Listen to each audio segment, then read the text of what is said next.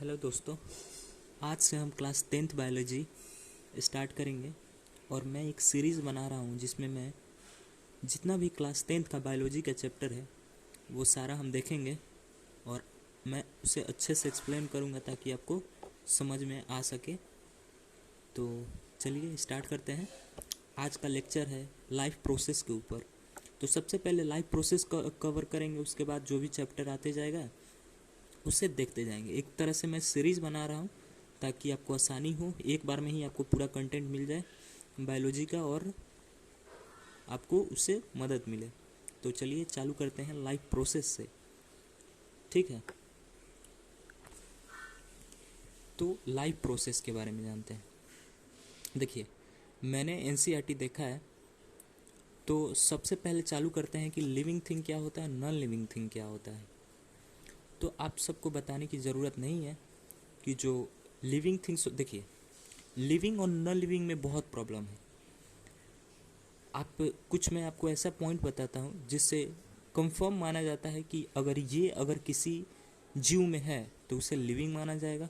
अगर ये मतलब ऐसा नहीं है, एक मतलब होता है ना कि जैसे मैं आपको बता रहा हूँ, जैसे कि ग्रोथ ग्रोथ क्या है, लिविंग ऑर्गेनिज्म का एक फैक्टर है। पेड़ है तो पेड़ बढ़ता है ना, लेकिन वही पहाड़ है तो पहाड़ पे जब इकट्ठा होने लगता है सैंड तो वो भी तो बढ़ता है ना। तो ये ग्रोथ क्या है, एक तरह से मतलब बोल सकते हैं कि ये एक तरह से फैक्टर नहीं है।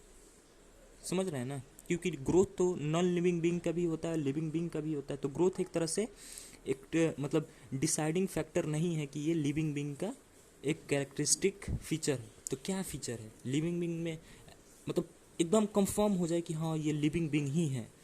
तो देखिए, कोई भी लिविंग बीइंग होता है ना, तो उसमें क्या होता है कि वो इन्वायरमेंट के प्रति अपना एक्शन शो करता है। जैसे मैं आपको बता रहा हूँ, जैसे कि ठंड आता है तो बहुत सारे ऐसे जीव होते हैं जो छुप जाते हैं बिलों में ताकि बच सकें।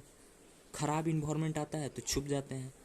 तो दुनिया के जितने भी जीव हैं जो लिविंग थिंग्स है, वो क्या होते हैं इन्वायरमेंट के प्रति, वो क्या होते हैं इन्वायरमेंट के प्रति उनका होता है, इंटरेक्शन होता है। समझ रहे हैं ना। तो ये एक लिविंग बीइंग का डिसाइडिंग फैक्टर है। ठीक है ना। अच्छा, फिर मैं दूसरा बता रहा हूँ कि ग्रोथ ग्रोथ नहीं है, लेकिन जो आपका इंटरनल ग्रोथ है वो कैरेक्टरिस्टिक फीचर है एक तरह से।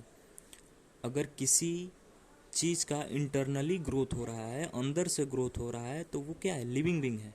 लेकिन वही एक्सटर्नली ग्रोथ हो रहा है, जैसे कि पहाड़ जो है वो और बड़ा होते जा रहा है, वो क्या है, वो भी एक तरह का ग्रोथ है, लेकिन वो क्या है, नॉन लिविंग बीइंग है, क्योंकि ग्रोथ जो है वो बाहर से हो रहा है। लेकिन जो ग्रोथ इंटरनली होता है, मैं लिख देता हूँ,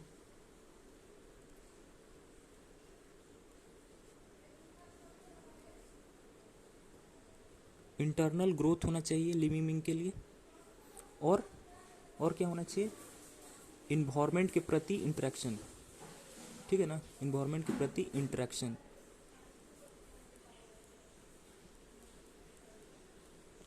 और एक और चीज़, सेलुलार होना चाहिए, सेल होना चाहिए उसके पास। ठीक है, तो ये कुछ कैरेक्टरिस्टिक फीचर है लिविंग बीइंग का। वैसे आपके भाषा में बोलूँ तो लिविंग बीइंग क्या है, जो सांस लेता है, ये भी कैरेक्टरिस्टिक फीचर है, जो सांस लेता है, जो ब्रीदिंग करता है, जो रिस्पिरेशन करता है। लेकिन मैं आपको कुछ ऐसा पॉइंट शुरू में बताया जो कि काफ़ी कंफ्यूजिंग होता है, वो बच्चों को जल्दी समझ में नहीं आता है। इतना तो सबको पता ही है कि लिविंग बीइंग क्या होता है, जो सांस लेता है, जो चलता है, तो ये सारी चीज़ें हैं। लेकिन जो ऐसा मैंने आपको पॉइंट बताया जो आपको आगे भी काम में आएगा कि इंटरनल ग्रोथ ही क्या होता है, लिविंग बीइंग का फैक्टर होता है, जो अंदर से बढ़ता है, ना कि एक्सटर्नल। ठीक है। अच्छा, तो इसके बाद हम चालू करते हैं लाइफ